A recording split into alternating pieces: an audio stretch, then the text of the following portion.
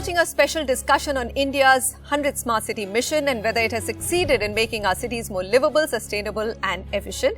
We have with us Shalini Agarwal from Surat, Mr. Prathap from Coimbatore and NSN Murthy from Deloitte Consulting. I'm going to come to you, Mr. Murthy. This misunderstood concept of smart city, you know, especially if the city gets flooded, people smash the concept and say, what's the point of having this smart city because the city is drowning? So, is it because we are firing in multiple directions all at once, or is it because smart city is supposed to achieve very specific objectives and not fix the entire whole city? Yeah, I'm being asked this question almost last 7 years. So it's very easy for me to answer it now, Manisha. So I'll say that there is one is mission and second is the smart city in itself. The mission is very focused on achieving few objectives which were written as a smart city blueprint by the respective cities. So they created a set of projects which they need to deliver within that set time frame.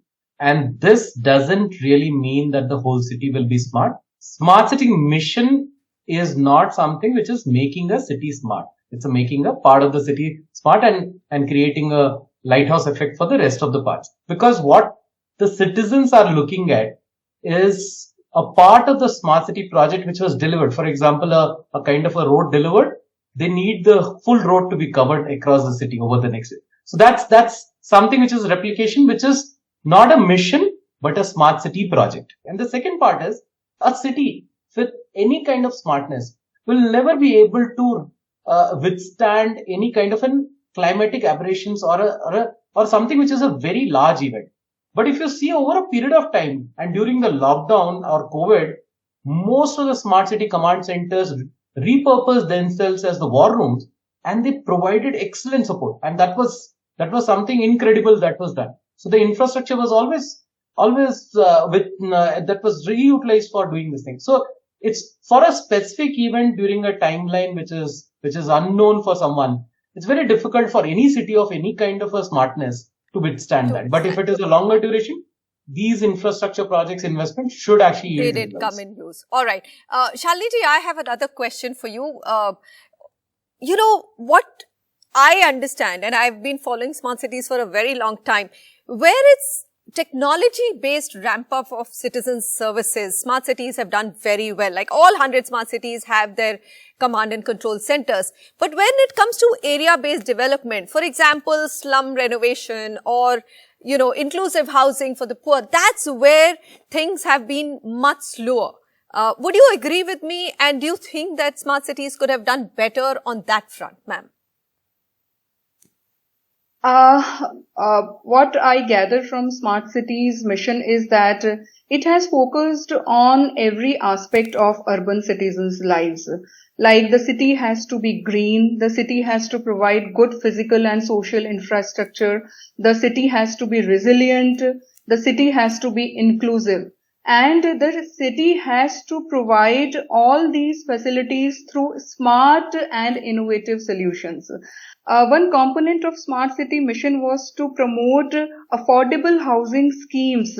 And that was the first time that the flexibility was given that along with government financing, private sector can also finance the projects of affordable housing. I'm happy to share some figures from Surat that in Smart City mission around 6,000 affordable housing projects were taken up and in total around 80,000 affordable houses were taken up in total from other schemes.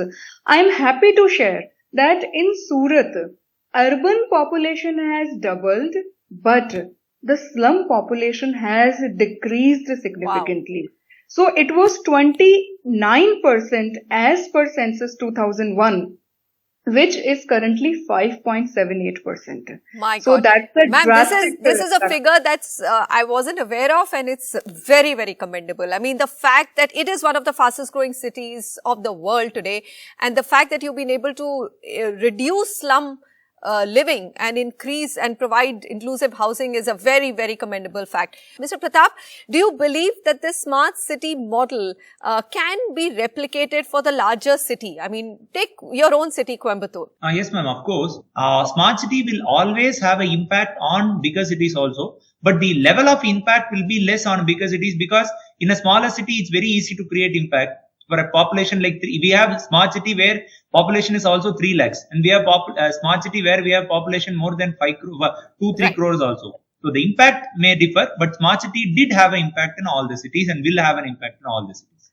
Well, some of the facts which have been disclosed today on this conversation, I think will give people the confidence that the Smart City Mission has actually delivered real impact to the citizens of all of these winning cities.